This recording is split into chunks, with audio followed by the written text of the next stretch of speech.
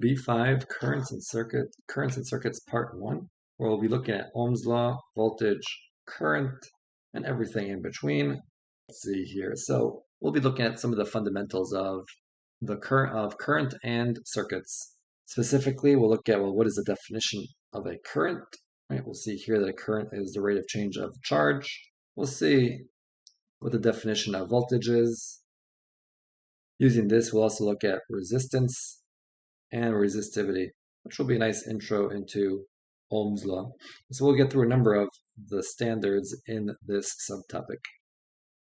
Starting off, let's take a look at, well, the basic definition of what is a current. Right? So as we see here on the screen, a current is a measure of the rate of flow of electric charge, measured in amperes, and by convention, current flows in our circuits from a positive terminal to a negative terminal. The next important concept and definition, potential difference measured by voltage. What is voltage? It measures the work done per unit charge in a circuit, right? How much work do we need to move a charge around a circuit? And it's good to think about this, or it's traditionally thought about as or compared to water pressure. Just like we need more water pressure in order to increase the amount of water molecules that will be going through a pipe, we need more voltage in order to increase the amount of charge that is going through a wire. As we see, it's measured in work per charge. Right? Everything else we have covered. Next up, resistance. And so it's defined as, it's a measure of how much opposition a substance or material has to electric current, to the flow of electric current. We use ohms as our measurement. And let me see here. So the greater the resistance, the more voltage we'll need in order to push current across. As we see, the resistance of a material is dependent on, well, the material itself. That materials have intrinsic resistivity, a word that we'll see, that we'll discuss in the next slide. Also, length and cross-sectional area. The longer the wire, the longer the material, the more resistance it will have. It will take more voltage to push a charge across. Similarly, the larger the cross-sectional area, conversely, right, if you have a larger cross-sectional area, there'll be more room for a charge to move, and that would cause a decrease in resistance.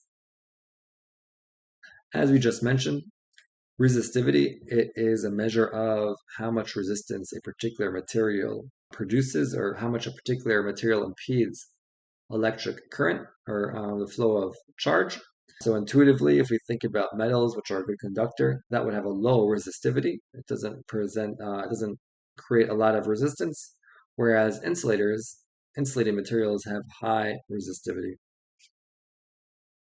Now I put on the screen some of the formula that you have in the data booklet for this subsection. The first 4 formula, which I think are a helpful review of the ideas that we just looked at. If you understand the formula, which are fairly intuitive, then you should understand the topics that we just mentioned. So for review, what is I? I is the symbol for current, and it's measured as the change in flow per change in time. That was what we talked about. What is current? It's the rate of change of electric current, its flow. What is the rate of the flow of electric current through a substance, through a wire, traditionally. After that, we talked about voltage. What is voltage? As you're given in the data booklet, voltage is a measure of the work required to move a particular charge, Q. And now for the next 2, sometimes I think it's helpful to also rewrite this just to rewrite the variables. So there they tell us that resistance is a measure of voltage per current. Another way that we could think about this is also, if I get voltage by itself, resistance times current is equal to voltage. In other words, resistance and current are inversely relational to each other, or inversely proportional to each other. The greater the resistance, right, the less current we have given a set voltage. For a set voltage, if you want to increase the current, if you have an increased current, you must have less resistance. So when we write it like this, sometimes we think about it in a different way, and this highlights what we were talking about, that resistance and current are inversely related to one another. we need more current will create larger, more voltage will create larger current across a set resistance. And let's see. And finally, in the last formula, there, that row, the symbol, right, this right here, the row, that is the symbol for resistivity. Resistivity is equal to the resistance and then times cross area over the length of the wire. Again, I think it's a little bit easier to rewrite this. Rewrite it on there. And then to isolate the resistance by itself. A lot of times questions are going to be looking to have you identify the resistance of a material. And to get R by itself, I simply multiply both sides by length over cross area. So we end up with the resistance of a wire is equal to its resistivity, the intrinsic resistance of that wire, times the length over area. Right? We have to multiply by the reciprocal in order to isolate that the resistance. Here, I think it's a little bit more intuitive that the resistance of a wire is equal to its resistivity times the length. The longer the wire, the more resistance, but divided by the cross-sectional area. The greater cross-section, the less resistance we have. And a few questions will hopefully reinforce these ideas. So here we have a question. Look it over, see if you could solve it yourselves with the formula that we just looked over. Write them up here maybe. You know that resistance is equal to resistivity times length divided by cross-sectional area. We're looking to find the resistance in this problem. So all we need to do is plug in. Right? So what is R equal to? R is equal to, let me actually pull up the calculator. R is equal to, I'll plug in, it's equal to the resistivity, which is 7.0 times 10 to the negative 7 ohms meters. That's the unit for resistivity, times the length, which is 7.5 meters, divided by the area, the cross-sectional area. What is the cross-sectional area going to be? I'll just do this calculation above. So cross-sectional area A is equal to pi r, where r is going to be, let's see, 0.16 millimeters, which is the same thing as let me see, so 0.16 will be 0.00, then we have 0.16, I believe I have the correct number of zeros there, squared. Whatever this is equal to, that's what we want to plug into there. And then we could do this on the calculator and see what is the resistance going to be. Let me do it one more time. Here we go.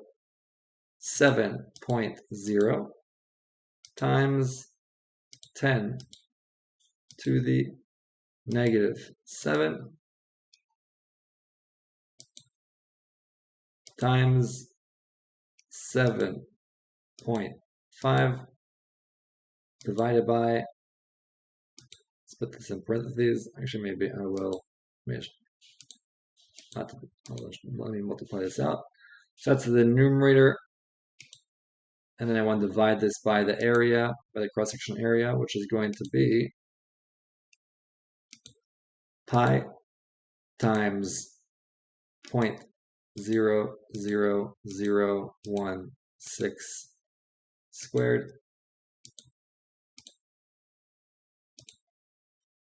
giving us an answer to two significant figures of 65 ohms. Right, that's the resistance of this wire given the values of 0.32 millimeter diameter, length 7.5 meters, and its intrinsic resistivity of 7 times 10 to the negative 7 omega meters. Therefore, the resistance will be 65 ohms. Next up, it asks us, how does doubling the diameter affect the resistance? Well, if we double the diameter, right, so if we look at the formula again, the resistance is equal to resistivity, rho, times the length divided by the cross-sectional area. Therefore, if we doubling the radius causes the area, right, so we'll cause the area to be pi 2r squared. The new right, so the new area would be essentially 4 times the original area. Right, so the original area didn't have that 2. So what would have been pi r squared? When you double the radius, you have 4. So we have 4 pi r squared, which is 4 times the original area, which means that doubling the radius will cause the resistance to be a fourth, right? So doubling the radius causes the cross-sectional area to be 4 times as large as it originally was, which causes the resistance to be a quarter of what originally was. Next up, Ohm's law, which is, we could, right, so we're actually given, or we talked about Ohm's law, or actually we saw the equation already. I didn't call it Ohm's law, but it was in the data booklet. They write it as, like we said, resistance is equal to voltage over current. Right, and another way that I said another way to write this is voltage is equal to current times resistance. That's Ohm's law, illustrating the point that resistance, the number of ohms, opposes current, and voltage acts to, like, the greater the voltage, the greater the current given a set resistance. Let's take a look at a couple of questions that will illustrate this point. So very quick and straightforward. The voltage across a resistor is 12 volts. Resistance is 4 ohms. Find the current. Ohm's law tells us what? Voltage is equal to current times resistance. Plug it in.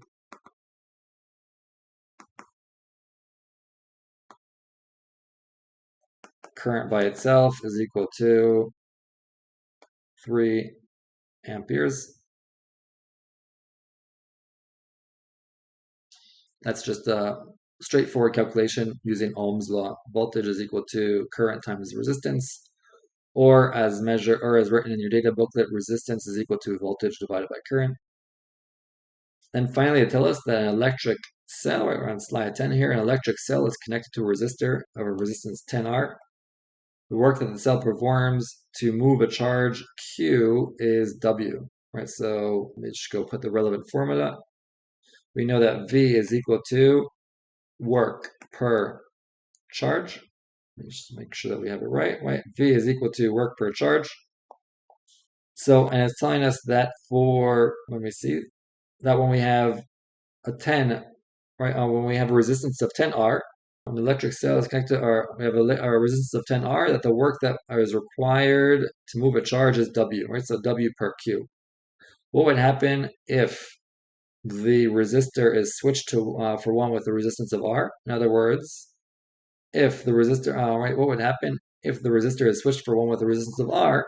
What does that mean? That we would require a tenth of the work, right? Because the resistance now is a tenth of, right now the resistance 10R to 1R. The amount of work that we needed to move a charge will be now a tenth of what we originally needed. Right, so our final answer in this case would be, there we go. Right, so we needed a certain amount of work to move a certain charge of Q. Now we saw earlier with Ohm's law that the amount of so that we know that voltage is equal to the current, the amount of charge, times resistance. If that resistance decreased by 10, the amount of current that we could push with the same amount of voltage, with the same amount of work, would be 10 times as much. Or alternatively, we could say that in order to push the same amount of charge, we would need a tenth of the work, right? So W over 10 is the final answer. These types of questions often come up in multiple choice, right? I've seen them come up a number of times, right? And they illustrate, or it's just a general way for them to test you on whether you understand Ohm's law, and also the definition of voltage as work per charge, and the relationship between the two, Ohm's law and the definition of voltage. And that brings us to the conclusion of this introductory video on current and circuits. We got through a number of standards. Let me just look. We got through a number of standards that I highlighted here, right? So I found the standards to be pretty straightforward, which is why we covered a number of them in this one video. We'll make some more progress in the upcoming videos. So see everybody there.